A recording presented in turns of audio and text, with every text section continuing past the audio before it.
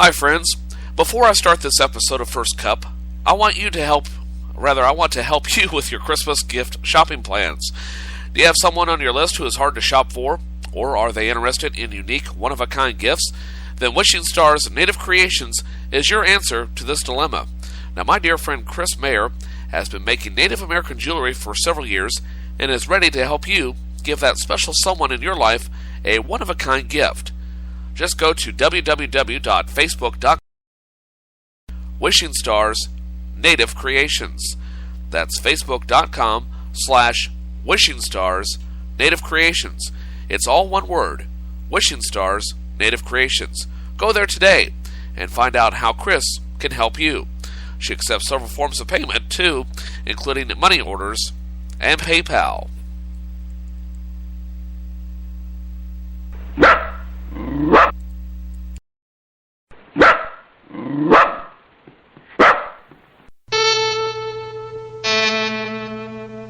CBS presents this program in color.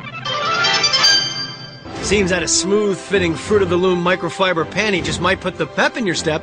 I'm listening to what you're saying, but I only hear what I want to. And you can always follow me on Twitter.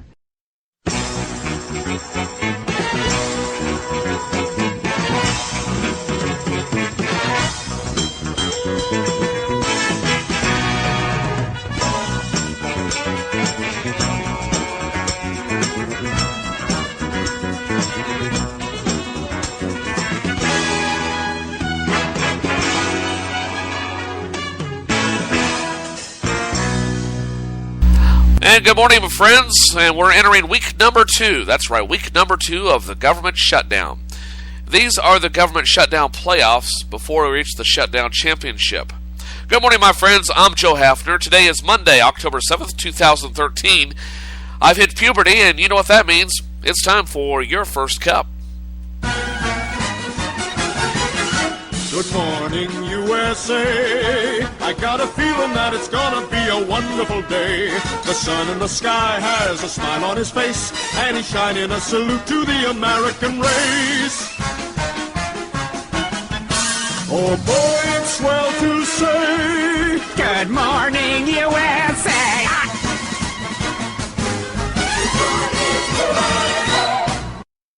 Well, short and sweet. That's what she said. And good morning, my friends. Welcome to another rollicking edition of First Cup with yours truly, Joe Haffner. I forgot the name of my own program. And a lot to talk about on the program today, a continuation of the topics at hand that we really been talking about for the last several days. The government shutdown, the Affordable Care Act, and a whole lot more. We'll get all to all of that in just a moment. But in addition to news headlines, news of the weird, the weather forecast, what's trending, what's on Twitter, and a whole lot more. But first of all, taking care of some household items, such as emails. You can send me your comments, your suggestions, your ideas, as well as copy for free advertising, because for the rest of the year, that's right, for the rest of 2013, that's from now until from now till December 31st, 2013, yours truly will allow you to advertise for free, with a few exceptions, on this program. I don't do anything immoral, illegal, and nothing pertaining to guns or anything to do with alcohol. Now, if you want to sell a gun safe or rent one out, okay, that's acceptable, but I will not be a conduit for you to sell firearms or to sell alcohol, okay?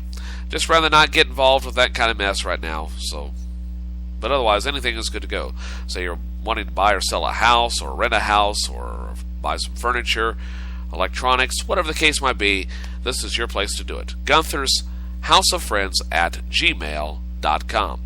Gunther's House of Friends at gmail.com. Also, check me out on your computer, my website that is, by going to tinyurl.com/Gunther's House.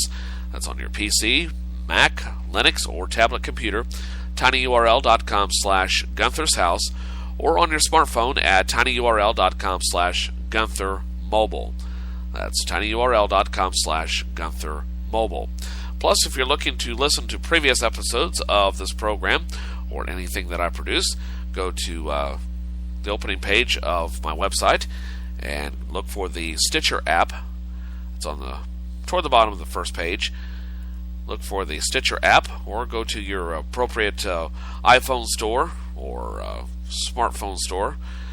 That's whether it be Google Play or iTunes or the Windows Store.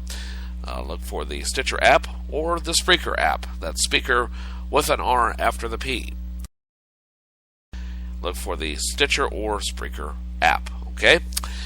And, wow, what a weekend I've had. Of course, this was my long weekend out at the plant. I won't talk too much about it for a couple of reasons. For one, it's company policy to not talk about work outside of work. And because, there are some proprietary secrets that Kraft wishes to keep to itself. So I will honor that request. And two, it's just a personal policy of mine anyway. After I got out of radio professionally, that is, getting paid for this gig, I opted to not really talk much about work. You're there enough as it is, especially with the job that I have now. And two, really, what's the point? I mean, you've clocked out. What's the point of dragging that stuff home? Because I know I got tired of it when I worked in radio, because I had well-meaning people that wanted to talk about news items or the weather forecast, especially the weather if we had nasty weather. And I'm thinking, yeah, I dealt with this for the last 8 or 9 or 10 or 11 hours or however long the shift was. The last thing I feel like doing is talking more and more about it. So that's where I stand with that. But what a weekend. And it was a rough weekend. But on a personal level, I learned a valuable lesson in patience and friendship this weekend. Saturday night was a lousy night at work. And I was very tired, with equipment breakdowns, getting things back up and running, saving the day and type of stuff. And then it got off after the 12-hour shift. Like, finally, get these boots off, put on more comfortable shoes, go home, relax, chill out for a while, go to sleep, and then do it all again the next day. Well, I get out to my car, and, la-da-da-da-da. It's a fairly cool evening, not too bad. I unlock the door, open it, and no dome light. And I'm thinking, oh, this is not good. And I thought, I know it's a hopeless cause, but I'm sure this battery is dead because the dome light was out. I mean, it was darker inside the car than it was outside. Well, I get in, of course, put the key in the ignition, turn the switch, not even a click. And I thought, damn, this thing drained that fast. Now, years ago, the same car, in a similar situation, and I got off, and I got out to the car, and I don't know if someone had tried to open the door before I got there and didn't push it back. Chances are I didn't close it completely, and I had left the dome light on all day. Now, the battery was a little drained, but, it still started without me having to get a jump. So, but this Saturday was a completely different story. My car was dead in the water. I wasn't going anywhere for a while. So I get in, and stupid me slammed the door in frustration because I was a little irritated, to say the least.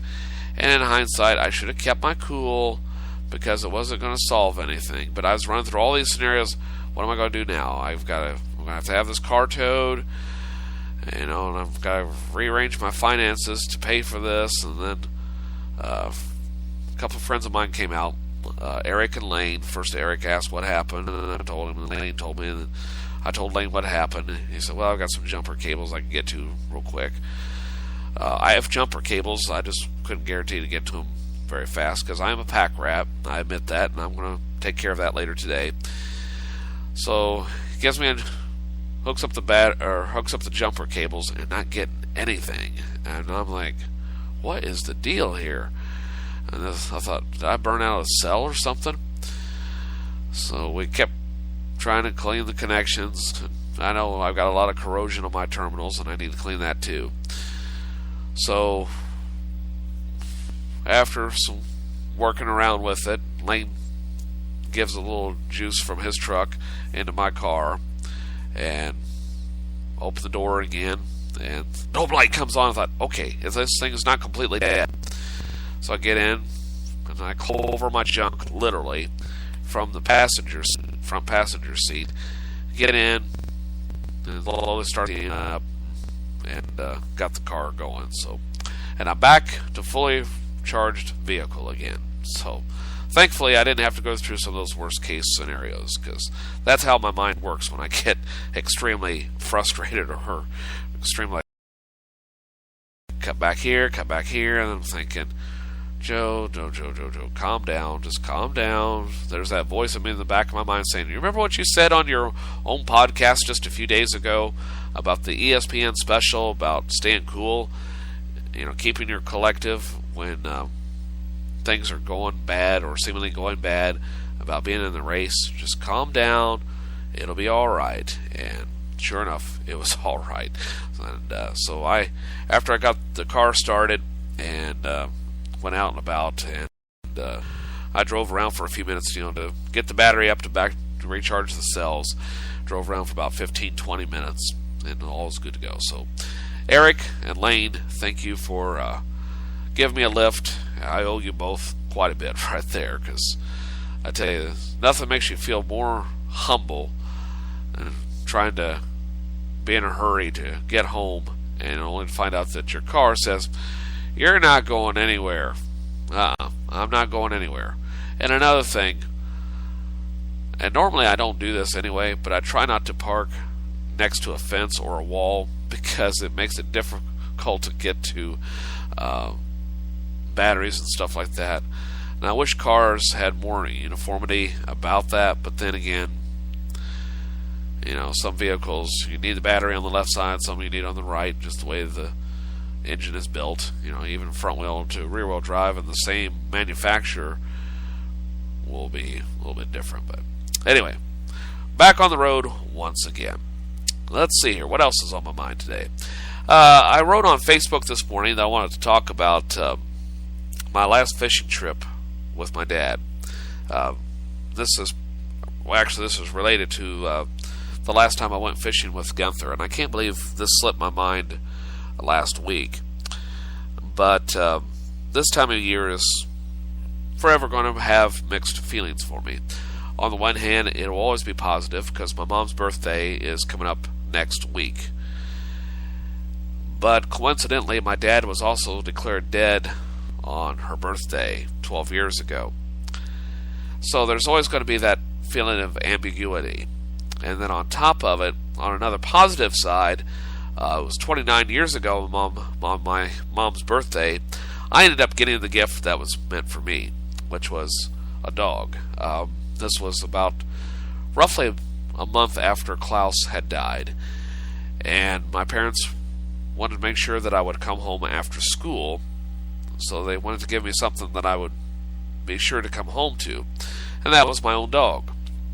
And so on Sunday, October 14th, 1984, it was about, probably around 1:30, 2 o'clock in the afternoon, give or take.